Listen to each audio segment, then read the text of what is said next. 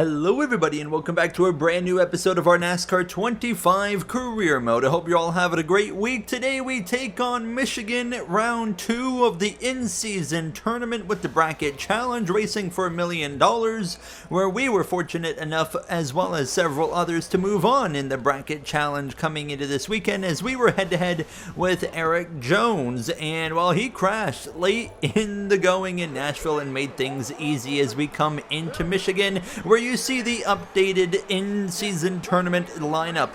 Kyle Larson takes on Denny Hamlin, who won last episode in Nashville. Christopher Bell versus Byron. Blaney versus Hocevar.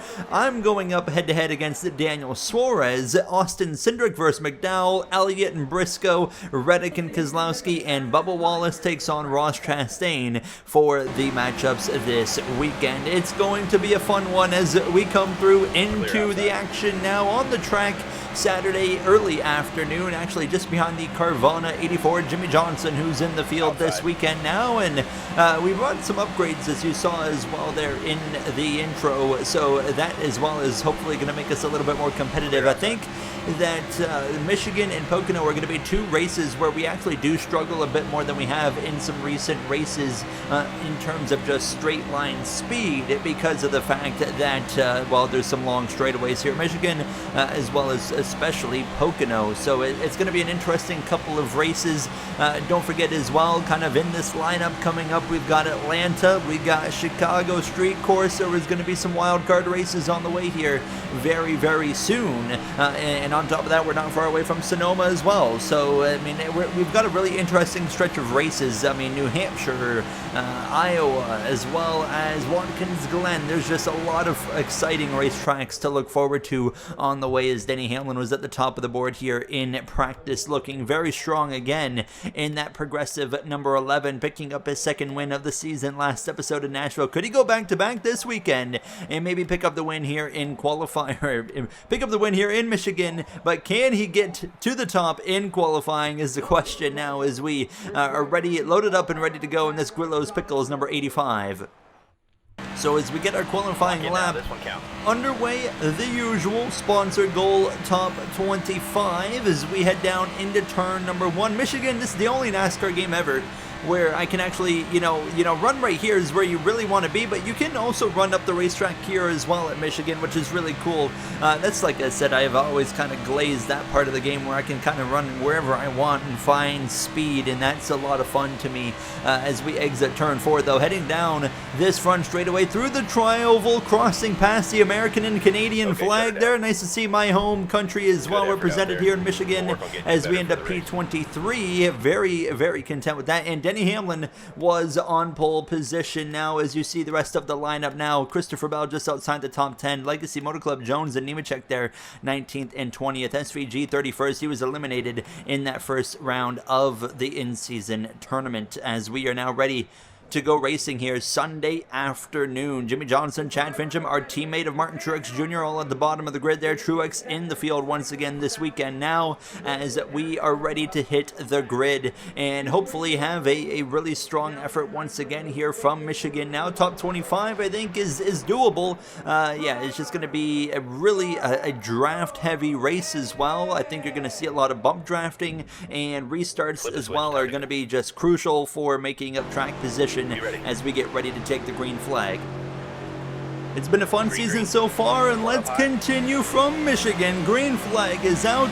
We start just behind the Trackhouse duo of Ross Chastain and Daniel Suarez in that jockey number 99, as we've got 11 laps of racing in this first and opening stage. Zane Smith off my right front there as we head down into turn number 1 for this opening lap here of racing. Now Denny Hamlin, actually, he's not in the progressive colors this weekend. He's in the Yahoo colors in that purple number 11 as we head down this back straightaway, and already lacking some speed, but we've got some help from the 21 of Josh Berry, who's going to give us a nice push down into turn 3 alongside this 3 car, and hopefully we can clear this 3. I think bump drafting is really going to be something we have to rely on heavily. They are 4 wide in my rear view mirror right now. Dylan Custer as well as Barry and Almonding are all scrapping it out as we come through to the end of lap 1, and I mean, it only took 3/4 of a lap to see some 4-wide action here from Michigan now, and not really a surprise to see that type of racing, especially in next-gen era Michigan, with the draft and bump drafting being such a prominent aspect of this racetrack. And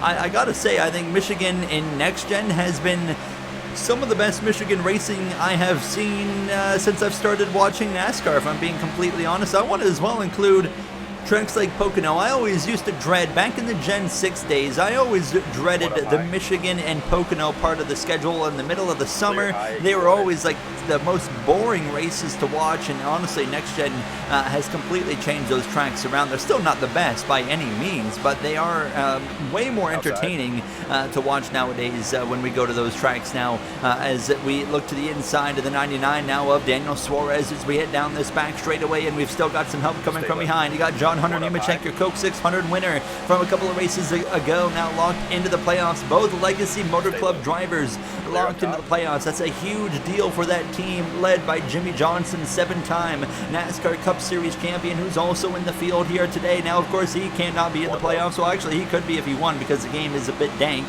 when it comes to that. But as we come through to lap 5, you see John Hunter now goes to my inside. Now we can make it to the end of stage 1. We do not have to pit for fuel or anything here in stage 1. Now, as William Byron has actually taken the lead, Denny Hamlin's dropped back a little bit. Kyle Larson was leading, then it was William Byron, and I've actually also lost a bit of contact here with Suarez and Nemechek. Kind of faded back a little bit. Now I've got no draft from them, so when I lose a draft from someone ahead, it really bogs my car down, and now I've got to really rely on some help. And unfortunately for me, Haley, he's going to jump to my outside and say, I'm not helping you, I'm going to pass you instead, as Bubba Wallace has now gone to the lead of this race in this number 2311 Toyota Camry. So Wallace looking pretty competitive. He was very close to winning last episode in Nashville, just behind Denny Hamlin there at the end, as now William Byron's actually back to the lead as we come through to the start of the final lap here of stage 1. Help from Josh Berry has kept me with the 7 of Haley into turn number 1, and we're just going to try and maybe set up a move on Haley down into turn 3 here, maybe gain that spot for 24th or so as we head down this back straightaway. Overall, very happy. This is probably the best that car has driven in stage 1 out of the majority of races this season, but we're going to give a shot to the back of the 7 as we head down into turn 3. 7's going to try and cover, and you know what, he's got me covered. I was just kind of tight right there, so I am going to make an adjustment to free this thing up nonetheless as we see William Byron come through to win stage number 1. We'll be P25, right where we need to be, but definitely want to be a little bit better than that as we'll get ready to pit for the first time here today. So I can confirm 4 tires, fuel, wedge adjustment on the way, 49.0 on the wedge. Also, a bit of a swing on the right side. Tire pressures from 40.0 PSI to 35.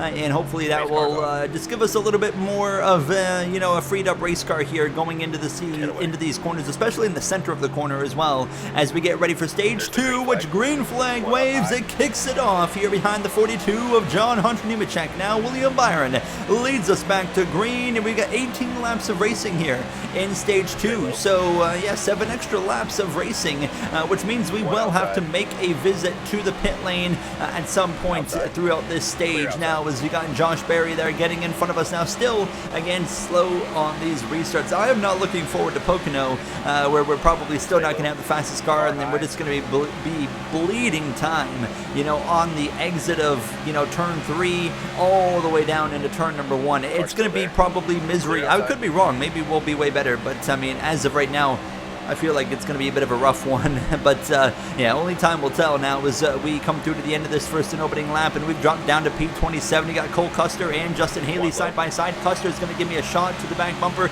in that number 41 Haas Factory Ford Mustang, but as we head down into turn 1, now we're going to be 3 wide. I went to the outside. I wanted to test the top a little bit. Here comes Austin Dillon. Where'd he come from? SVG as well. Shane Van Gisbergen and that number 88 Safety Culture Chevrolet for Trackhouse in the conversation now as the 3 is going to give me a big push, and it's going to roll me right up to the back of the 21 Motorcraft Ford Mustang of Josh Berry as well. We're going to jump right down below this seam, actually, which, I mean, that's the first time pretty well today outside of a restart where I've really gone below that seam, as now Chris Buescher is out in front. So we're seeing quite a few lead changes, and it wasn't over because now Keselowski on lap 3 of the stage has taken the lead of this race now, as we continue to have some really interesting fights here in the midfield now, as the 3 car of Austin Dillon to my my outside. Kyle Larson now returns to the lead. Beautiful paint scheme, by the way, on that number 3. That's a really slick looking race car as we continue to fight alongside this 3 down this front stretch. At this point, we're going to give up a position to that Dow Chevrolet for Richard Childress Racing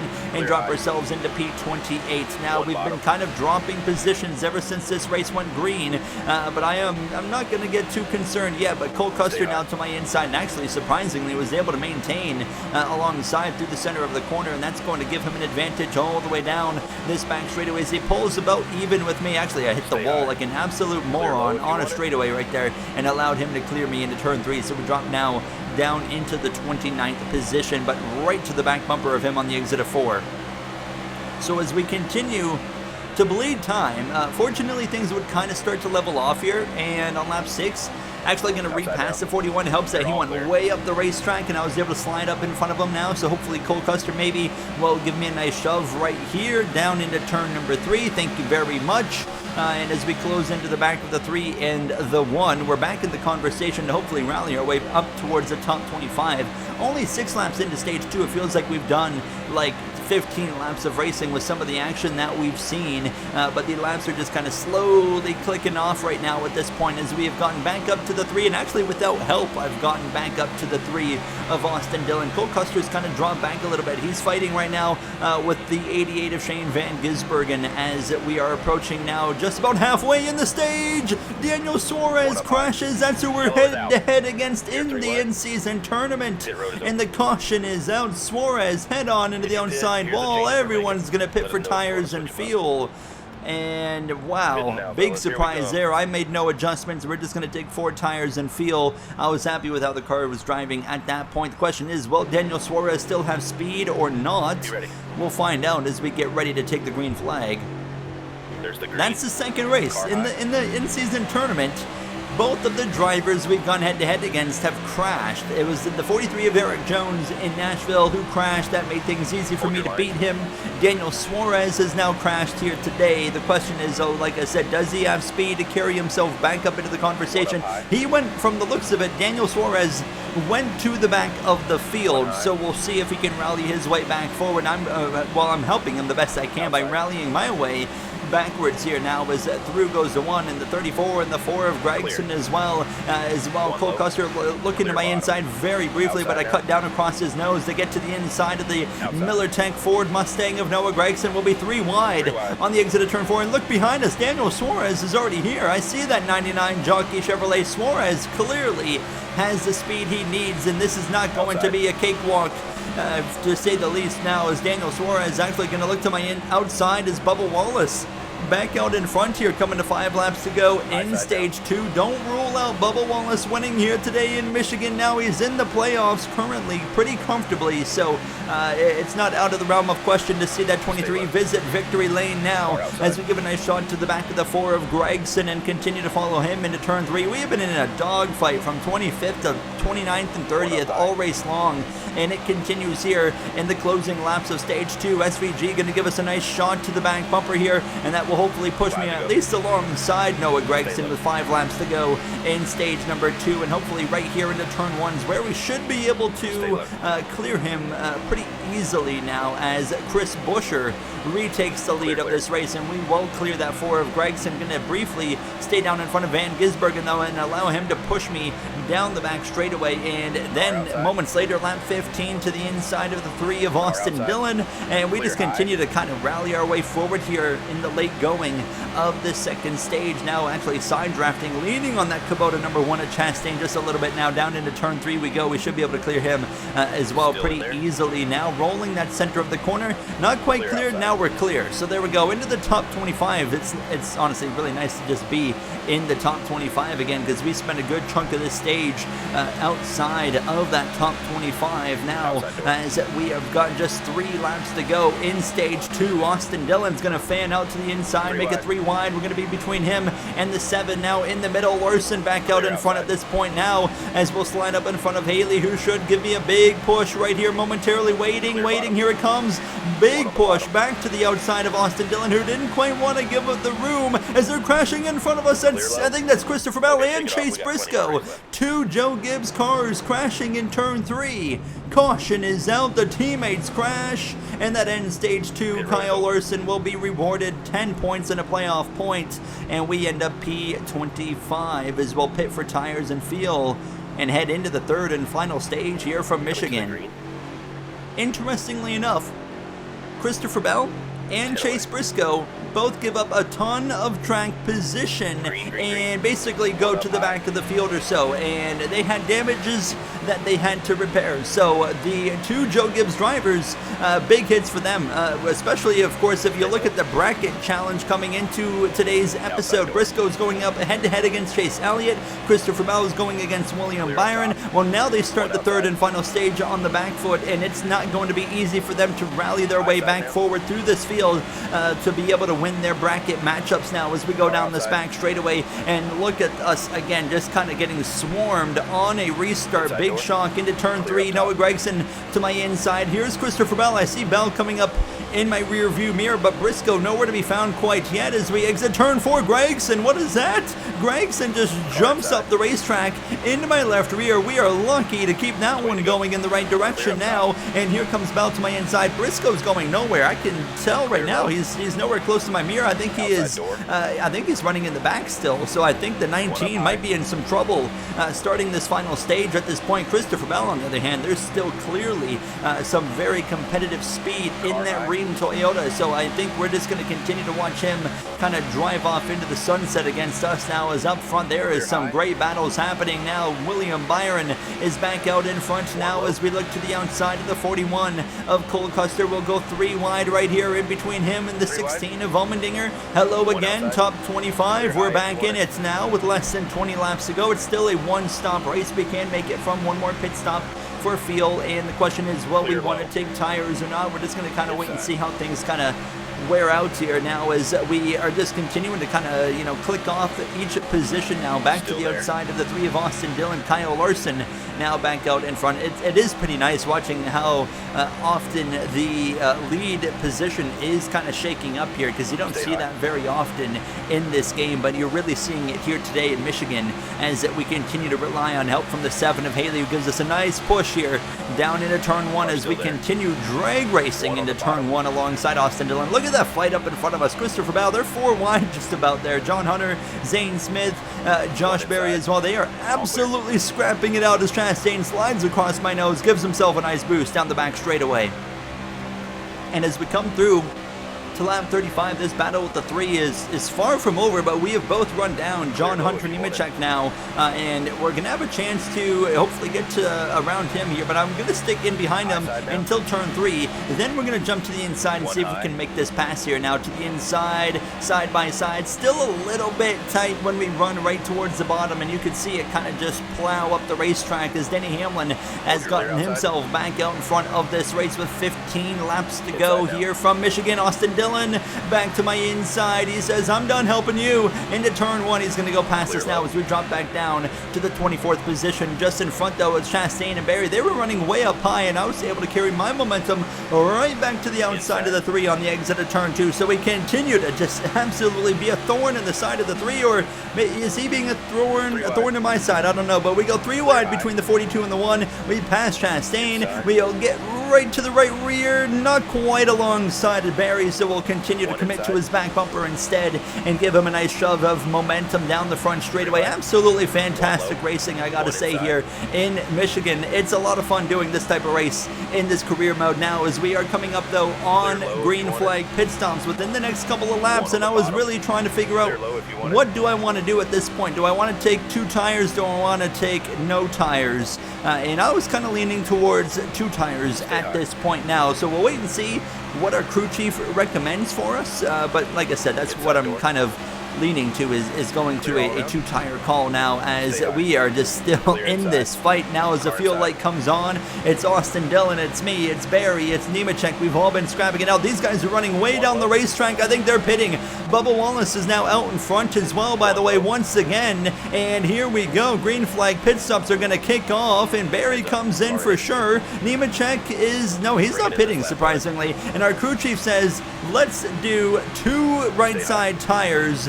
So I was kind of okay with that, but I would eventually decide, instead of doing 2 tires, I want 4 tires, because we have still got 10 laps of Michigan, which is a pretty long amount of time, nearly an entire field run. So if we're pitting this early, originally I thought it was between 2 tires and no tires, but then I said I think 4 tires is the way to go here. So as we get 4 tires put on now, waiting, it's going to be a 16 or so second pit stop, I would imagine. All those 3 extra seconds of sitting there, and now we get back onto the racetrack, and I can immediately tell that the AI all around us definitely took 2, and now I'm starting to wonder again, did I just make the same mistake that I made in the Coca-Cola 600? Because as we come through to lap 42, we're only going to gain 1 spot, and that's on Chase Briscoe, who's clearly in trouble at this point. His chances of moving on in this in-season tournament have come to an end as he goes up against the other Chase Elliott. It's very unfortunate ending there, but that's as far as I would get. And the 4 tires are just not making up enough time in the corners, so therefore I'm still running 39th, and I'm running down Jimmy Johnson, I'm running down Chad Fincham, and I'm running down that whole group of cars, as that might save us. Chad Fincham has crashed into the outside wall, coming to 5 laps to go. This is going to force NASCAR overtime with Denny Hamlin in control. I say let's just come back into the pits. We're already on the back row. Let's take 4 tires, let's crank the wedge down, tire pressure's down, and just full send here into this restart. So we made the wrong call. We obviously made the wrong call for the second time in 3 races, but we at least have 2 laps where we have a significant tire advantage and an opportunity to get ourselves a relatively solid finishing position. Can Denny Hamlin go back-to-back and knock Kyle Larson out of the in-season tournament? Let's find out. NASCAR overtime underway from Michigan now. 2 miles of racing to the white flag, another 2 miles to the checkered as we head down into turn number 1, and Chase Briscoe and everybody's got a bit of a jump on me. We're not going to see the benefits of this pit stop until turn 3. That's just because of the lack of pace in this Grillo's Pickles number 85 Tricon Garage Toyota Camry. So as we head down this back straightaway, they're going 3 wide already in front of us now. The question is, where do I want to go? I don't really know yet. We're going to find out on the fly, but we got a few seconds to kind of make up our mind as we start to gain some big momentum here off of turn 4. And honestly, the inside's pretty wide open, so we're going to take it. 1 lap to go. Denny Hamlin in control. He's about to go back-to-back if he can hang on for 1 more lap. He took the win in overtime in Nashville in the final turn from Christopher Bell last race. And now Bubba Wallace into P2 on this final lap. Could he maybe steal the win from Hamlin? I'm going to split 4 wide through the middle on the exit of turn 2. I can pretty well go anywhere I want with this car. Now the problem is I got a car of Riley Herbst in front of me, so I'm kind of stuck. We're going to give him a bit of a shot to that back bumper and just try to rip some momentum into turn 3. Hamlin still clear and in control through turns 3 and off of turn 4. No one's going to stop him today. Now as I've got nowhere to go behind the 88 big shot to the back of him, Denny Hamlin goes back-to-back and wins in Michigan overtime. 2 consecutive overtime victories for the number 11 as we end up salvaging for 30th, but obviously could have been and should have been way better. Now as you see the rest of the order, how about Carson Hocevar as well inside the top 10? Kyle Larson dropped all the way to 15th at the end of that race as well. Obviously that means he's out of the in-season tournament, but unfortunately, as you see, Daniel Suarez beat me, so I'm out of the bracket tournament here as well, unfortunately. And looking at the matchup, so Hamlin takes out Larson, Byron takes out Bell, Hocevar over Blaney, how about that? Suarez over myself, Cindric beats McDowell, Elliott beats Briscoe, Reddick beats Kozlowski, and Bubba Wallace knocks out Ross Chastain going into the next episode, which is going to be an interesting one. It's at Pocono, which is going to be, it's going to be interesting to see how that plays out. Unfortunate day, we dropped down 2 spots to 27th in the standings, and now Denny Hamlin joins Kyle Larson at the top of the playoff grid, both with 34 playoff points apiece with wins and stage wins as well. That does it for me. I'll see you guys in the next one. Thank you for watching, and have yourselves a great day.